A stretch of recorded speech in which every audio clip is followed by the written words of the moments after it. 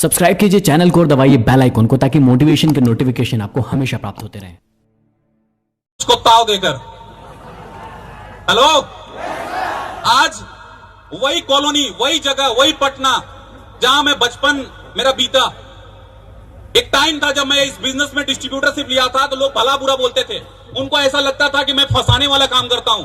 आज वही लोग, मैं देखा हूं कैसे लोग बदलते हैं यार। मैंने सुना था कि लोग तो गिरगिट की तरह रंग बदलते हैं, मैंने देखा आज कैसे बदल गए वो लोग। जो लोग कभी भला बुरा बोलते थे आज बदल गए। आज जब कभी मेरा पटना जाना होता है ना तो जो बूढ़े बुजुर्ग भी रहते हैं ना वो अपने बच्चे को कहते हैं कुछ सीख ले, रोहित आया हुआ है, जीवन में कामयाबी चाहिए तो उससे कुछ सीख। और एक टाइम था जब वो कहता था ये फंसने फंसाने वाला काम करता है। तो देखो लोग ना, लोगों की लोग जो बोलते हैं ना, आप लोगों को चुप कराना आपके हाथ में नहीं है, उनको बोलने दो। आप आज वो क्या बोल रहे हैं, भला बुरा बोलते हैं, उनको बोलने दो।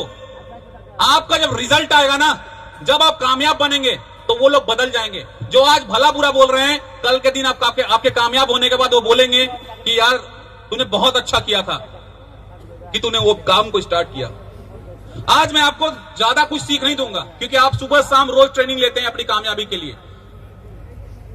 दो छोटी छोटी चीजें मैं आपको सिखा के बताकर जाऊंगा। पहली चीज कि इस बिजनेस में कभी भी चैलेंजेस, परेशानियों से आप घबराना मत। मैं बहुत सारे लोगों को देखता हूं जो इस बिजनेस में बहुत बड़ा कर सकते थे, टैलेंट था उनके अंदर, लाइफ में बड़ा करने का भूख था उनके अंदर, लेकिन छोटी छोटी परेशानियां, चैलेंजेस मिलते हैं और वो क्विट कर जाते हैं, हार मान लेते हैं कि लगता है मैं नहीं कर पाऊंगा। ऐसा आप गलत सोच रहे हैं। कभी भी ऐसा सोच आए तो उसको निकाल बाहर फेंकिए।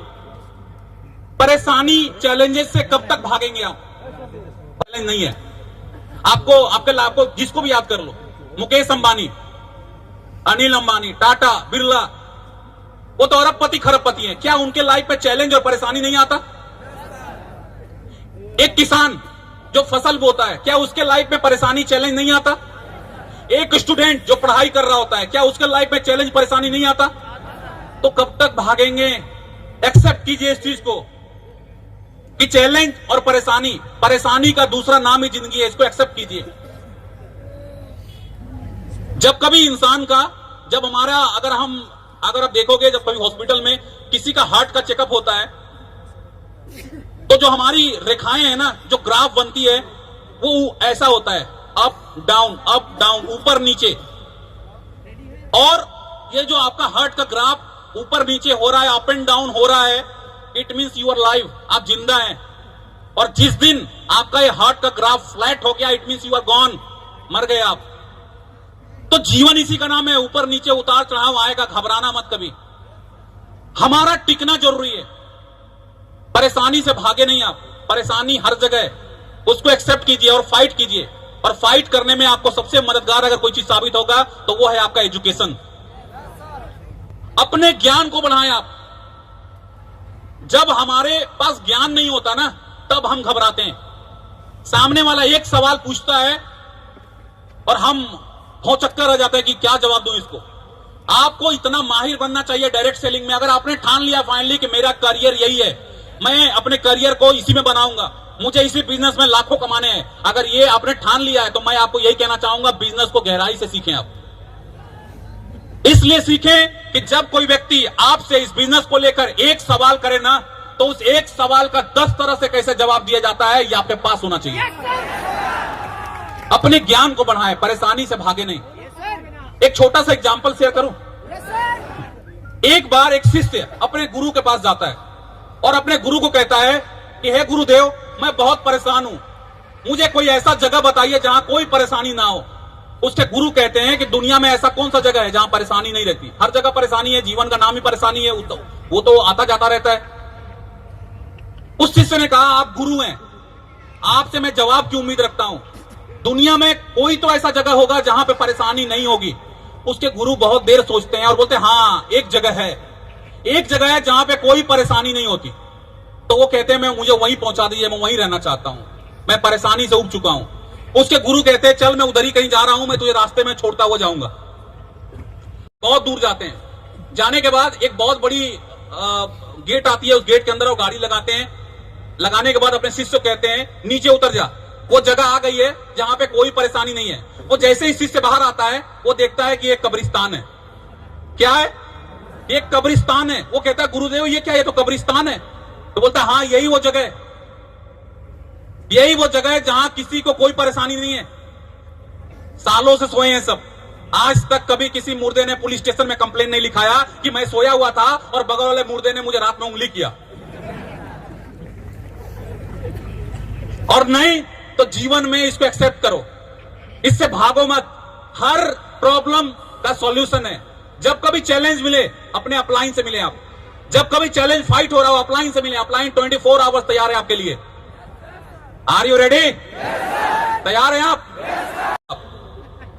दुनिया का सबसे सिंपल करियर को आपने चुना है। अगर आप ऐसे सिंपल बिजनेस में भी आप डरेंगे, ऐसे सिंपल बिजनेस से भी कतराएंगे, तो इससे बहुत टफ लाइफ बाहर इंतजार कर रही है, जहां पे 10,000 और 5,000 रुपए महीना कमाने के लिए आपको एड़ी चोटी का मेहनत करना पड़ेगा। और एक लाइफ चेंजिंग बिजनेस आपके पास मिला है, और उसको जब मिला है तो आप उसको गंवाए नहीं। अगर इस बिजनेस में सक्सेस चाहिए आपको, तो रोहित शर्मा आपको क्या बताएगा। अगर आप सच में ठान चुके हैं कि मुझे सक्सेस चाहिए, तो आपको एक छोटा सा बच्चा कामयाबी की 3 बहुत बड़ी बातें सिखा जाएगा। इतनी बड़ी बात कि अगर उस 3 बात पे आपने काम कर लिया तो आपकी लाइफ बदल सकती है। कभी ध्यान से देखना किसी छोटे बच्चे को। आप बच्चे को देखना, बच्चा हमेशा मुस्कुराता हुआ रहता है, हमेशा खुश रहता है। देखा है आपने? हमेशा मुस्कुराता हुआ रहता है। और बच्चा हमें सिखाता है कि जीवन में अगर सक्सेस चाहिए, सफलता चाहिए, तो हंसना सीखो, मुस्कुराना सीखो, टेंशन में मत बैठे रहो। एक गेस्ट साथ छोड़ के गया, एकदम बिल्कुल ऐसा लगता है जैसे एकदम दुनिया खत्म हो गया। मुस्कुराना सीखो। अगर एक गेस्ट आपके बिजनेस को मना करता है ना, तो उसको आप उदास होकर उसको विदा मत करो, बल्कि वहां पे आपको हंसकर विदाई करना चाहिए, ताकि वो आप जब हंस के विदाई करोगे उसका ना, तो जाने के बाद भी याद करेगा कि आखिर वो हंस क्यों रहा था। क्या हंसना आता है आपको? जरा एक बार हंस के दिखाओ खुलकर। ये शाहरुख खान वाली खटखटिया हंसी मत हंसो। मैं बात कर रहा हूं खुलकर हंसने का। एक बार खुल के हंस के दिखाओ। बड़े कंजूस है यार। मैं लास्ट बार कह रहा हूं, जो खुलकर हंसेगा ना वही कल ग्लोबल डायमंड बनेगा। हंसो। Thank you very much. इस हंसी को कभी अपने होठों से जुदा मत करना। अपने होठों से इस हंसी को कभी जुदा मत करना। हमेशा मुस्कुराते रहो, परिस्थितियां कैसी भी हो, हमेशा चेहरे पे मुस्कान रखना। दूसरा, बच्चे को देखना। बच्चे हमेशा व्यस्त रहते हैं, कुछ ना कुछ करते ही रहते हैं। घर में देखना, बच्चे कुछ ना कुछ करेंगे। यहाँ का बर्तन वहां फेंकेगा, वहां का बर्तन वहां फेंकेगा, यहाँ का खिलौना वहां फेंकेगा। अभी नहला के बाहर निकालो, मिट्टी मुंह में लगा के घूमेगा। यस और नो?